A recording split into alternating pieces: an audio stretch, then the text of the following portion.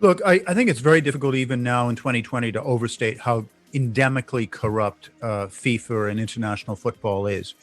I advise any of our listeners that care about football to get the Department of Justice's indictments of the FIFA people they arrested in 2015. And you see that they were corrupting the TV rights, the stadium rights, the marketing rights, the merchandising rights. I mean, crikey, there might be an aspect of football that they didn't corrupt, but it was pretty difficult to see what it wasn't.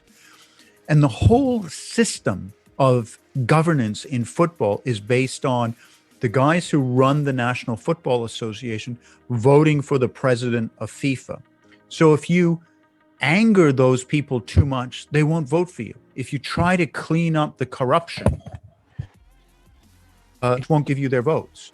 So that is the real problem. That's the essence of the problem, is those National Football Association guys in some countries are so corrupt, it would shock people, absolutely shock. Even Nepalese or Canadians, we've got lots of corruption in Canada. I know in Nepal, you got lots of corruption, but even by our standards, it's shocking, absolutely shocking. No, I think I might be wrong, but I think someone from Nepal was allegedly involved in the vote scam.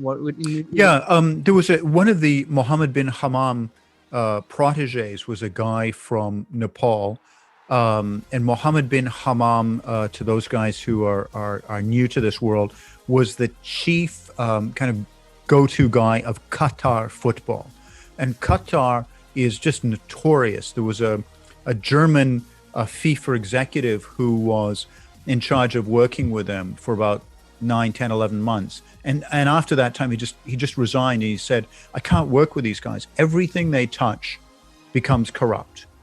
Now, immediately the Qatar people sued him and said, you can't say that. And immediately it went to a German court, and the German judge said, you know what? I'm not going to say whether he was right or wrong, but it's not an unreasonable thing to say. There's so much problems with Qatar. And Qatar tried, Qatar's winning of the 2010 World Cup is notorious for the allegations and scandals around it. And then, as you know better than I do, the human trafficking. Many of the workers there are from your country, Nepal, and the way the Qatar people treat them is it's just grotesque. It's modern day slavery. Those aren't my words. Those are words of Amnesty International and Human Rights Watch and these major international agencies. It's just modern day slavery.